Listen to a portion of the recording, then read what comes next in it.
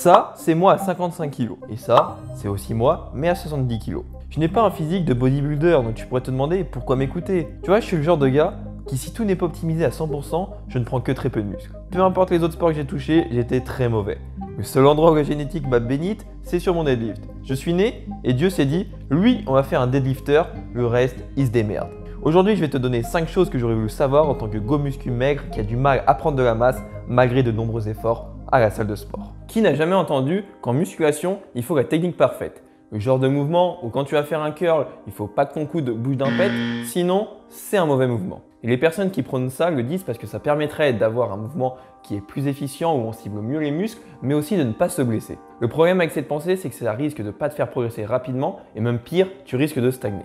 Alors je vais te le dire très honnêtement, la technique parfaite, c'est des conneries. Lorsque tu vas faire ça, tu vas te concentrer surtout à contracter tes muscles le plus fortement possible et des fois tu vas même ralentir le mouvement pour avoir plus de sensations. Alors oui, ça brûle, ça congestionne, ça fait plaisir 2 secondes. Quand on va se voir dans la glace, on va avoir l'impression d'être énorme. Du coup, ma question pour toi est, est-ce que tu vas être musclé seulement 10 minutes ou alors être musclé tous les jours? Et donc le gros problème avec ça, c'est que tu ne vas pas utiliser tout le plein potentiel de tes muscles et utiliser toutes les fibres musculaires. Lorsque tu fais un mouvement et tu sens déjà bien tes muscles, ce que je recommande, c'est de soulever le plus rapidement possible. Avoir l'intention de soulever le plus rapidement possible, ça va te permettre de solliciter un maximum de fibres musculaires et donc de créer plus de dégâts musculaires. Et ce qui compte, c'est pas de soulever ultra rapidement au visuel, mais avoir l'intention de soulever le plus rapidement possible. Et d'ailleurs, c'est ce que font tous les powerlifters lorsqu'ils soulèvent des charges. Et tu vois très bien, ils arrivent à prendre de la masse musculaire comme ça. Parce qu'en musculation, tu dois réellement chercher à progresser. Mais lorsque tu vas faire ça, tu vas te concentrer sur une sensation et donc ça va t'empêcher d'avoir cette mentalité de progresser. Et en plus, tu verras que faire cette technique, c'est ultra galère d'ajouter des poids parce qu'au final, tu ne peux pas vraiment te donner à 100% parce que c'est surtout la sensation qui va dicter ta vitesse de répétition. Donc ok, tu dois essayer de soulever le plus rapidement possible, mais tu ne dois pas faire non plus l'inverse au niveau de la technique. Il ne faudra pas que tu sois le bourrin qui réfléchit pas. Si on connaît tous ce mec qui peine déjà à prendre les plus gros haltères de la salle, mais qui s'essaie quand même et fait des quarts d'amplitude pour impressionner tout le monde. Donc la technique que tu dois adopter doit te permettre 3 choses. 1, tu dois donc sentir tes muscles. 2, tu dois essayer de soulever le plus rapidement possible avec une bonne technique d'exécution. Si tu ne prends pas de poids, c'est que tu ne manges pas assez. Alors je pense qu'on a déjà tous dû entendre cette phrase, que ce soit sur internet, sur YouTube, sur des blogs ou alors dans des livres. Alors si en entendant cette phrase, tu t'es dit « Ok, ça veut dire quoi ce truc? Qu'est-ce que je fais exactement concrètement ?» Je te rassure parce que ce conseil, c'est beaucoup trop flou.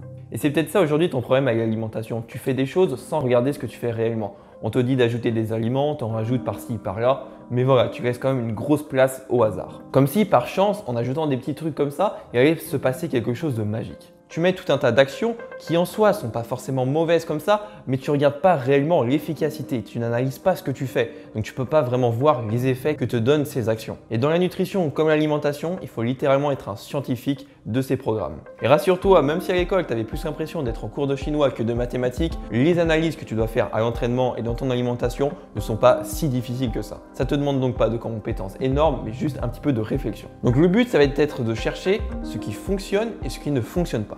La première étape, tu vas télécharger sur ton portable MyFitnessPal ou Fitatou. Ensuite, tu vas ouvrir ton alimentation et dedans, tu vas noter les aliments que tu consommes dans une journée type. Ensuite, à la fin de la journée, tu vas voir le total calorique et je te le dis, si tu es situé entre 2000 à 2500 calories, c'est beaucoup trop peu et c'est la raison pour laquelle tu ne progresses pas. Le but de cette démarche, ça va être de te faire prendre conscience que finalement, tu ne mangeais pas suffisamment de calories et de te faire trouver la faille qui t'empêchait de progresser. Et donc, une fois que tu as ça, là, tu vas pouvoir ajouter des petites stratégies comme par exemple, ajouter un petit peu d'huile d'olive, ajouter des fruits à coque qui vont permettre d'augmenter le nombre de calories que tu manges dans la journée. Quand on est une personne maigre, ce que j'ai remarqué avec mes élèves, c'est qu'il faut à peu près 3000 calories. En musculation, il est très facile de se faire attraper dans le piège des exercices de merde. Lorsque j'ai commencé ce sport, je me baladais un petit peu sur les sites comme en musculation et je prenais les programmes d'athlètes de haut niveau. Pour moi, comme c'était des gros athlètes, je me disais c'est un gage de qualité. Si je fais comme eux, je vais être musclé comme eux. Bon, tu te doutes bien que dans la réalité, ça s'est pas trop passé comme ça. Et je me rappelle qu'à l'époque, j'étais très inspiré par le fameux Arnold parce que son physique était magnifique, il était joli et je voulais devenir comme lui. Mais le problème, c'est que dans son programme, les exercices n'étaient pas adaptés pour un pratiquant de mon statut. Avec le temps, j'ai pu observer 2 catégories d'exercices de merde. Et la première catégorie, alors eux, ce sont les pires. Tu penses travailler une zone musculaire, mais dans la réalité, ce n'est pas du tout le cas. On va prendre l'exemple du très connu squeeze press qui est censé isoler la partie milieu des pectoraux. Déjà, il n'est pas possible d'isoler cette partie. Et ensuite, l'orientation de ton bras fait que tu vas être dans une position de flexion d'épaule.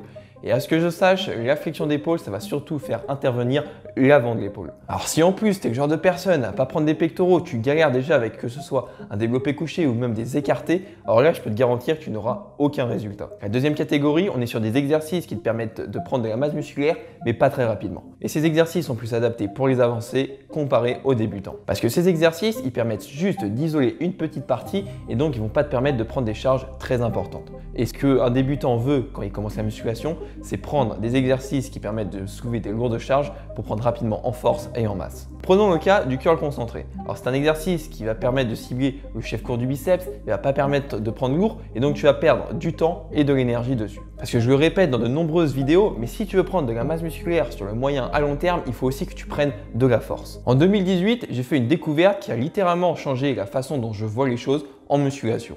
Et ça, c'est l'analyse.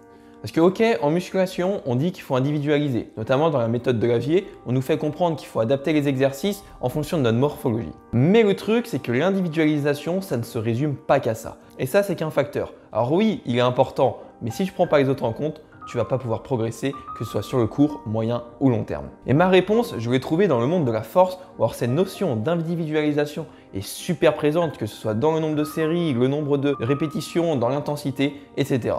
Et au début, moi, j'étais un petit peu naïf. Je pensais que j'avais juste à aller sur Internet, mettre programme d'entraînement en musculation, en prendre un, tout pousser à l'échec, et là, les résultats tomberait du ciel. Mais malheureusement, cette vision est complètement fausse. Et j'ai essayé ça pendant des années à la quête du programme parfait. Tu sais, le programme où tu te dis quand tu le commences, celui-là c'est le bon. Celui-là, il va me permettre d'avoir les résultats que j'ai jamais eu. C'est le programme qu'il me faut. Et ça, c'est comme le prince charmant. C'est un mythe. Il va pas arriver comme ça, te tomber du ciel. C'est à toi d'aller le chercher. Et là, c'est pareil, je suis allé chercher mes réponses en analysant ce que je faisais, en changeant des petites choses comme le nombre de séries, le nombre de répétitions, les exercices, si j'allais à l'échec ou si j'allais pas à l'échec. Et donc, j'ai joué avec ces différents facteurs, j'ai pris des risques parce que oui, tu vas devoir prendre des risques. Ce que tu vas faire, ça va fonctionner ou ça va pas fonctionner. Et ensuite, j'ai analysé ce que ça a donné et ça m'a donné ce que j'ai aujourd'hui, un programme qui est individualisé pour moi et qui me permet de progresser. Nous, on fait de la musculation. On s'en fout de la charge, ça c'est pour les personnes qui font de la force. Lors de ma transformation physique, j'étais arrivé à un moment où je n'avais aucun résultat. Du coup, ce que j'ai fait, c'est que je suis allé me renseigner. Pour ça, j'ai pu distinguer deux écoles. Tu avais ceux qui étaient pro-sensation, ceux-là étaient aussi adeptes de la technique parfaite, et ceux qui étaient pro-charge, ceux-là étaient adeptes des techniques en explosif. Au début, je m'étais penché chez les pro-charge. J'ai vite eu des douleurs, je progressais pas, j'ai atteint très rapidement un plateau. Du coup, je me suis dit, je vais aller chez les pro-sensations. J'ai donc changé de camp, je suis allé chez eux et les résultats étaient pareils, très mauvais. Du coup, j'étais dans une situation d'incompréhension totale. Il y en a un qui dit ça, je le teste pendant quelques mois, l'autre me dit ça, je le teste aussi, mais il n'y a aucun résultat. Pourquoi chez moi, ça ne veut vraiment pas progresser? Et c'est en 2017, en commençant la force, que j'ai alors compris que mes techniques d'exécution étaient très mauvaises. Donc à ce moment-là, je me suis aperçu qu'en fait, ce n'était pas le fait de soulever rapidement la charge qui posait problème. Je savais que je devais régler mes techniques d'exécution maintenant pour ensuite après progresser en charge pour ne pas avoir de douleur. À ce moment-là, mes techniques d'exécution s'amélioraient. J'ai commencé à prendre de la masse musculaire à mesure que les poids augmentaient sur la barre. Donc ce que tu dois faire, c'est avoir une technique d'exécution et une fois qu'elle est bonne, être explosif, augmenter en charge et tu vas prendre en muscle. Tout ce qu'on a vu là, c'est très dense en calories et je peux comprendre que pour toi, ce soit un petit peu dur à te demander « mince, comment je fais pour ne pas faire toutes ces erreurs ?» Alors j'ai quelque chose pour toi qui te sera vraiment utile si tu es une personne maigre et qui a du mal à prendre du poids, qui a du mal à savoir ce qu'elle doit faire, que ce soit à l'entraînement ou alors en nutrition. Et tout ça, ça t'amène dans une situation où tu as du mal à te voir évoluer physiquement. Chaque matin, c'est le même reflet dans le miroir. Tu ne te sens pas très bien dans ton corps, tu aimerais avoir plus de confiance en toi et ça te mène à énormément de frustration. Et du coup, tu n'es plus vraiment à 100%. Tu as du mal à avoir la discipline qui va te permettre de travailler parce que tu n'as pas de résultat en fin de compte.